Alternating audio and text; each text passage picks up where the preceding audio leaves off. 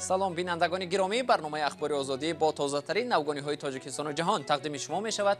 Ман Абдулло Ашуруф ҳастам. ҳамроҳатон дар барномаи имрӯз панҷшанбе 18 март ин мавзӯъҳоро дорем. ҷонибҳо ба натиҷае нарасиданд ва музокирот идома мекунад. натиҷагирӣ аз нишасти ҳайатҳои тоҷикистону қирғизистон бар сари тақсимоти марз. тоҷикистон мавқеашро дар мавриди ваксинаи баҳсбарангези AstraZeneca эълон кард.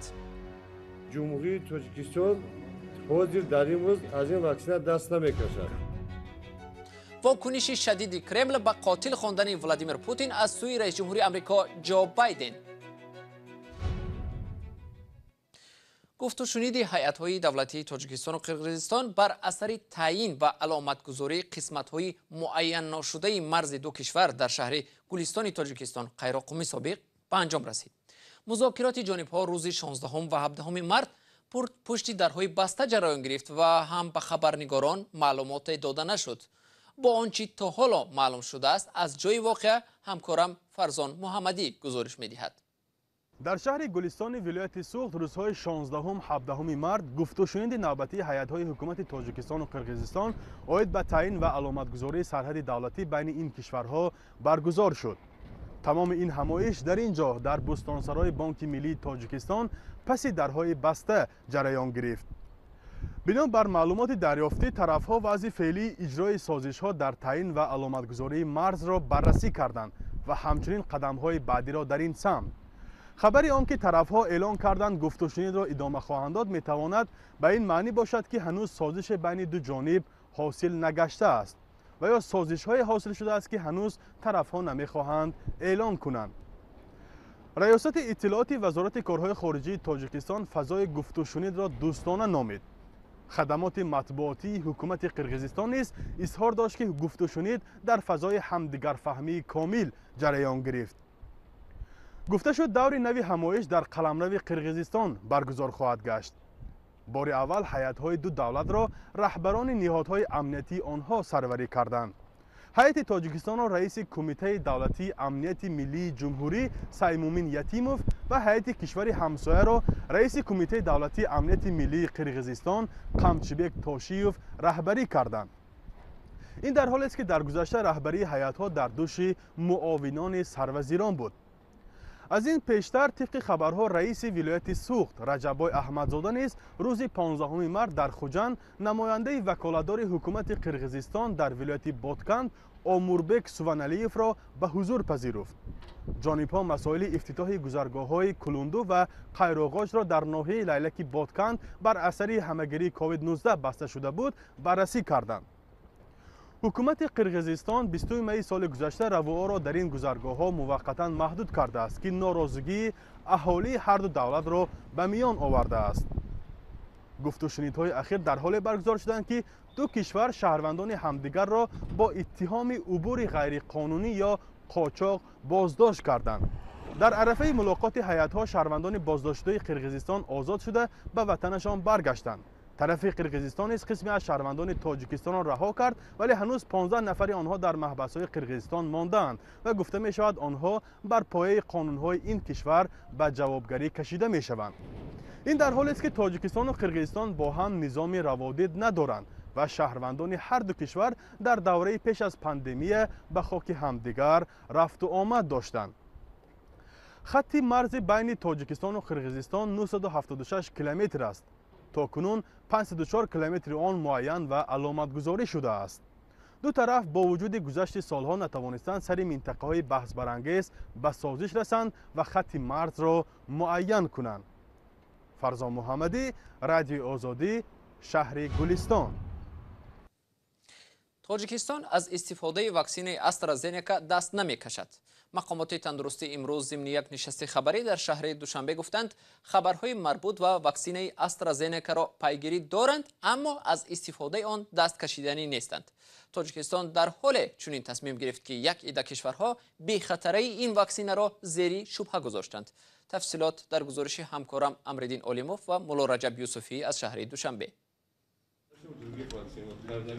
در این نشست که با شرکت نمایندگان سازمان جهانی تندرستی و یونیسف برگزار شد، مسئولین وزارت تندرستی موقع خود را درباره واکسن استرازنیکا اعلان کردند. آنها گفتند به توصیه سازمان جهانی تندرستی گوش می‌دهند و امکانی را روزهای نزدیک آغاز می‌کنند. یکمش که جمهوری تاجیکستان حاضر در این روز از این واکسن دست نمی‌کشد و جمهوری تاجیکستان برای گذراندن این واکسن تمامی مکانیزمی که تیار شدن گذراندن است، دیده شدگی است، تیار است. ما چه گفتم همه دستورالعمل‌های لازمی هستند که همه اینا را با زمان دولتی تیار کردن، دسترس کردن، آموزاندن تمام کارمندان طب. معاون وزیر تندرستی گفت صحنه دقیق آغاز امکانی ضد کرونا ویروس در کشور معلوم نیست و فعلا کارهای آموزش پزشکان دوام دارد. تاجیکستان در دایره برنامه کوواکس 20% واکسن ضروری را رایگان میگیرد. مسئولین وزارت تندرستی گفتند مسئله دیگر نمود واکسن ها از جمله سپوتنیک در بررسی است. بیش از 40% اهالی باقی میماند که ما برای فراگیری آنها نیز با واکسن کار برده ایستاده ایم. برای خریداری واکسن استحصال دیگر کشورها نیز تلاش کرده ایستاده ایم. اینها واکسن های استحصال روسیه و چین هستند. برای دسترس کردن آنها بانک جهانی و بانک آسیایی رشد با ما کمک میکنند. ما در جای ما نایستاده ایم و تمام تلاش را داریم که آنها را خریداری کنیم.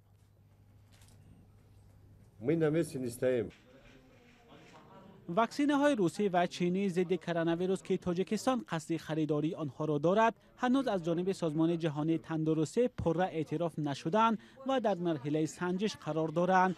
موضوع به قیدگیری واکسن روسی سپوتنیک بحث گرم را میان خبرنگاران و نمایندگان سازمان جهانی تندرستی به میان آورد، به خصوص این سوال که آیا این مسئله جنبه سیاسی دارد.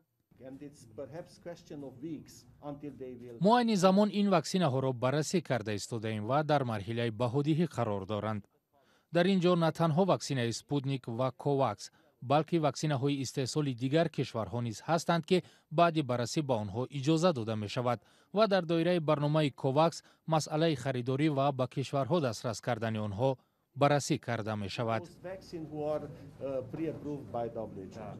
مقامات وزارت تندرستی تاجیکستان گفتند به احتمال زیاد واکسن فایزر را خریداری نمی کنند چون شرایط نگهداری این واکسن در تاجیکستان نیست. واکسن فایزر از روی مقررات باید در شرایط سردی تا 80 درجه نگهداری شود.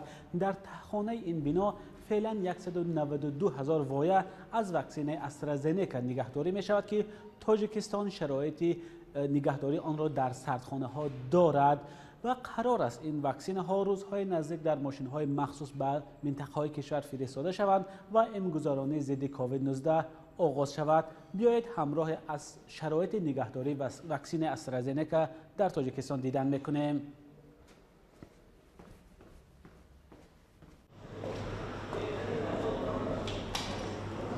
در یخدان‌های مخصوص اینجا واکسن استرازنیکا در حرارت از 2 تا 8 درجه نگهداری می شود. مسئولان وزارت تندرستی گفتند نقلیات هم که واکسن ها را به منطقه‌های کشور انتقال می دهد چنین حرارت دارند. در تاجیکستان 7 مکان مخصوص برای نگهداری واکسن ها تشکیل شده است. مولا رجب یوسفی امرالدین عالموف، آزادی دوشنبه.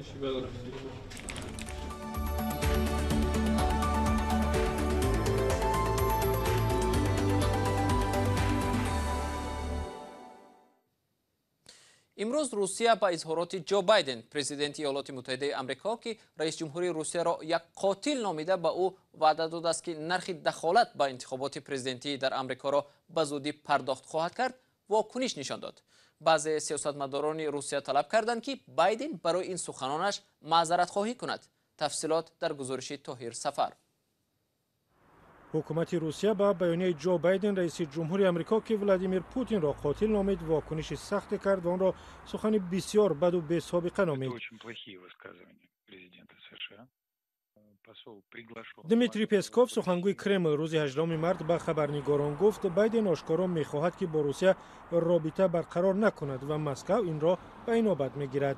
جو بایدن در یک مصاحبه تلویزیونی ولادیمیر پوتین را قاتل نامید و تهدید کرد که پرزیدنت روسیه به زودی به عاقبت‌های مداخله و تلاش برای تغییر نتیجه انتخابات پرزیدنتی سال 2020 در آمریکا به نفع دونالد ترامپ روبرو می شود. پس از این اظهارات جو بایدن، مسکو اعلام کرد سفیر خود را برای مشورت از واشنگتن فرا می‌خواند. از این پیشتر خدمات اطلاعاتی آمریکا گفتند که روسیه سعی کرده است در جریان انتخابات ریاست جمهوری ایالات متحده در سال گذشته تأثیر گذارد.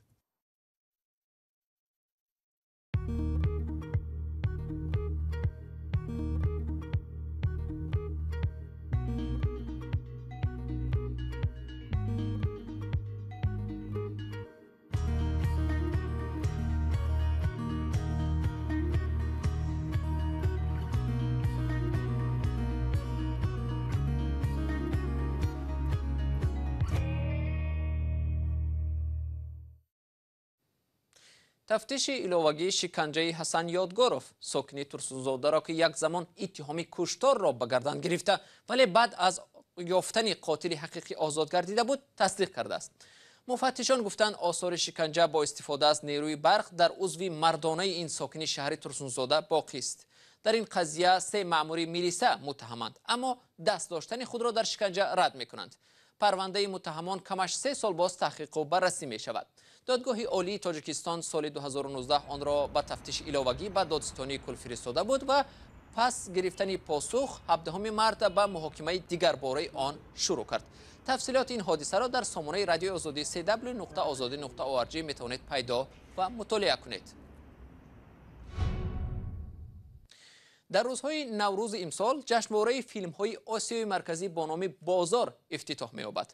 جشنواره بازار امسال بنابر محدودیت‌های ایجاد کرده پاندمی کووید 19 به شکل آنلاین دایر می‌شود و بینندگان می‌توانند با استفاده از اینترنت فیلم‌های کارگردان‌های آسیای مرکزی را در خانه تماشا کنند. در این فستیوال که با سرپرستی اتحادیه اروپا دایر می‌گردد، فیلم‌های آفریده کارگردان‌ها از 4 کشور آسیای میانه تاجیکستان، قزاقستان، قرقیزستان و ازبکستان انتخاب شدند. از تاجیکستان فیلمی راهی آفریده کارگردان ناصر سعیدوف به جشنواره راه یافته است. ارکین خان رحمت الله زاده سفیر تاجیکستان در شاهیگری بلژیم در یک پیام ویدیویی تاجیک تباران و ساکنان اتحادیه اروپا را به نوروز تبریک نموده به تماشای این فیلم دعوت کرد. درود همدیاران عزیز. جشن نوروز جهانی مبارک باشد. I would like to extend my best wishes to the people of Central Asia, the Tajik diaspora in the Benelux countries, and everyone celebrating Nowruz. فیلمی راهی کارگردان ناصر سعیدوف درباره سرگذشت چند زنی که به تازگی از محبس رها شده و باید به خانه‌شان رسند قصه می‌کند. روزهای استراحتی نوروزی این فیلم کارگردان تاجیک در سامانه رسمی جشنواره گذاشته می شود و دوامی 2 روز بینندگان به طور آنلاین می توانند آن را تماشا کنند.